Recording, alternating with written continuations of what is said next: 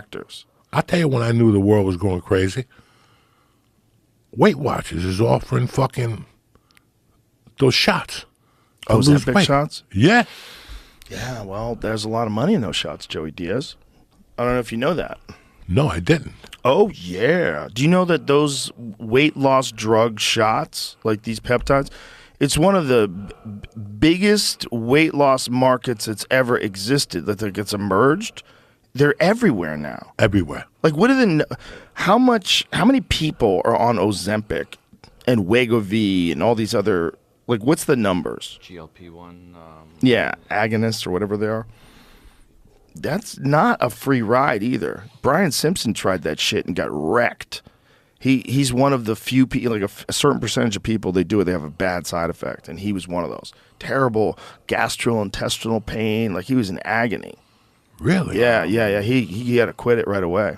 One database that has... I'm still a little apprehensive after the vaccine. Yeah. Because, it was just another thing that just popped up.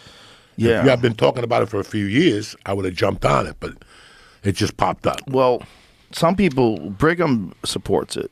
Brigham says it's like for people that want to lose weight, it is one of the only ways where you can like kind of guarantee that they can lose weight.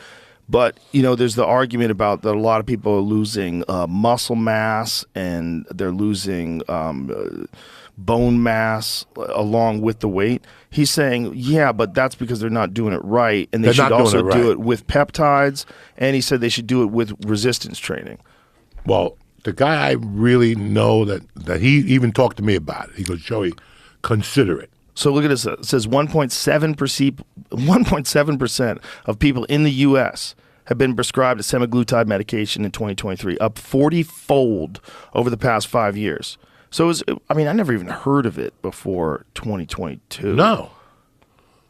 Okay, so that's then.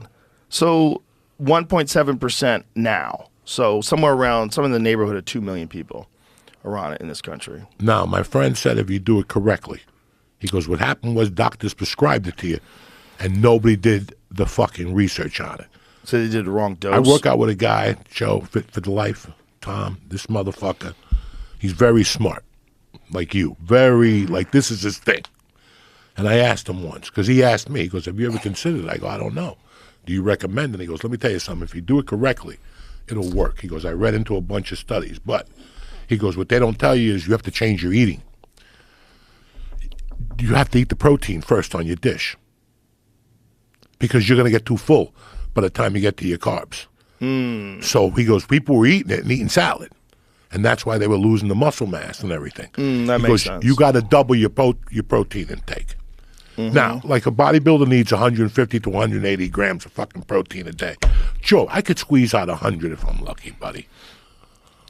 Eggs are 7 grams each, right? 3 eggs for breakfast, no steak. I'll eat all that shit later. But how do you do 150 fucking grams a day of protein? All I eat is meat. That's so I'm 5 sure fucking meals. That's 5 30-gram meals. I'm sure I get close to that. So that's what he was saying, that people were not doing it right. It works 80% better with resistance training. I'm sure. 80% better. I'm sure. Okay. Anytime you're essentially, what it does is it kills your desire to eat, right? It kills your appetite, right? So you eat less, right? It's basically doing the same thing as if you had a controlled diet and you decided that you were going to eat less.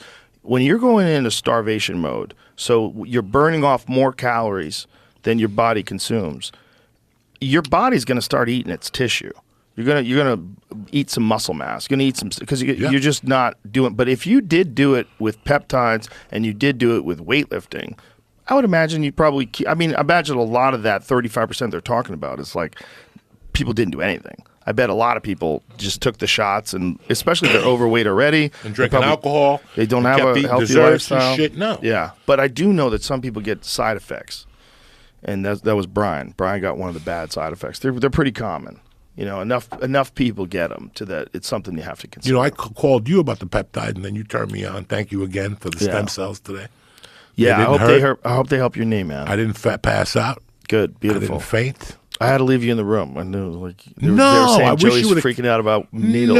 No. I wish you would have came in and talked to me a little bit. The nurses were great. They're great. Ways to Well's awesome. Listen, bro. I love that place. I could tell you, and I even told her to her face, I go, I'd love to tell you I felt the needle. Wow. Well, they're really good. They're really good at I love to tell you I felt the needle. I didn't even feel it. I put my iPod on with a and they little just shoved it in there. Santana. Beautiful. Then I did the fucking IV. They have people black out all the time. He was They see telling the me, needle. They just, dog, he was telling me about GSP.